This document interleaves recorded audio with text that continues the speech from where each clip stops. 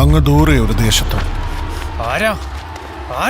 എടാ ദേവാ, വേണ്ടടാ, പറയുന്ന കേക്ക് നീ പറയടാ, ആരാന്ന്? ആർക്കും വേർപെടുത്താനാവാത്തൊരു കൂട്ടുകെട്ടുണ്ടായിരുന്നു.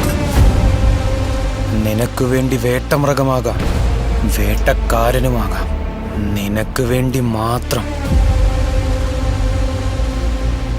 നീ എപ്പ വിളിച്ചാലും ഞാനിവിടെ എത്തിയിരിക്കും. ഈ കഥ തുടങ്ങുന്നത് 1000 വർഷങ്ങൾക്ക് മുമ്പാണ്. മുഹമ്മദ് ഗസ്നി, ചെങ്കിസ് ഖാൻ എന്നിവരുടേതിനേക്കാൾ ക്രൂരമായ ഒരു അക്രമസംഘമുണ്ടായിരുന്നു. അതിലെ ഗോത്രങ്ങൾ നൂറ്റാണ്ടുകളോളം പരസ്പരം എതിർപ്പുകളില്ലാതെ ജീവിച്ചു. ഒരു കൊടും കാടിനെ അവർ കോട്ടയാക്കി മാറ്റി. ആ കോട്ട ഒരു സാമ്രാജ്യമായി വളർന്നു.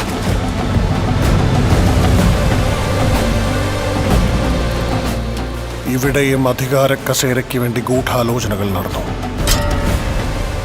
എനിക്കുയിരുള്ളപ്പോൾ തന്നെ എൻ്റെ മകൻ വരദരാജ മണ്ണാറെ ദൊറയായി കാണണമെന്നാണ് എൻ്റെ ആഗ്രഹം. രാജമണ്ണാർ തിരിച്ചു വരുമ്പോൾ വരദയെ ദൊറയാക്കാം. രാജമണ്ണാർ തിരിച്ചു വരുമ്പോൾ വരദയില്ലെങ്കിൽ എന്ത് ചെയ്യാൻ പോവാ നീ അവനെ?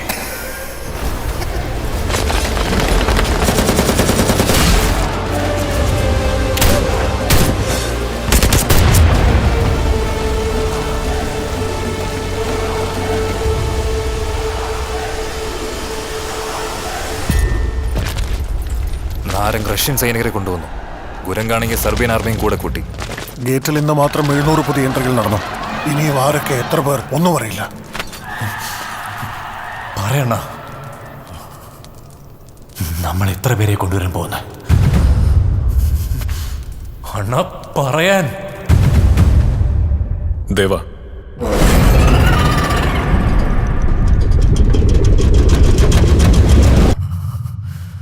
നമ്മുടെ ആർമി എവിടെയാ?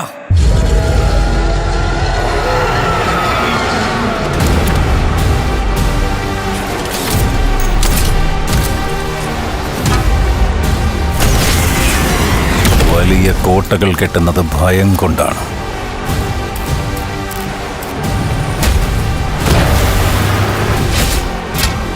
പുറത്തേക്ക് ആര് പോകുന്നുവെന്നല്ല, അകത്തേക്ക് ആര് വരുമെന്ന ഭയം.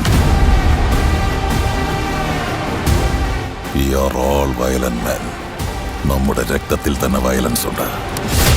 കൈത്തളകൾക്ക് വേണ്ടിയും കഷ്ണങ്ങൾക്ക് വേണ്ടിയും പോരാടിയത് മതി. നിന്നെ തുടരുതെന്ന് പറഞ്ഞതല്ലേ?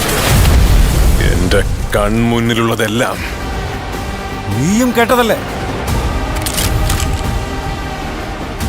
എനിക്ക് വേണം.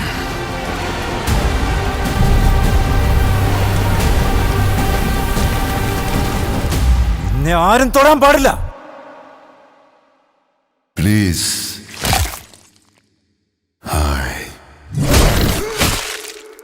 Kindly.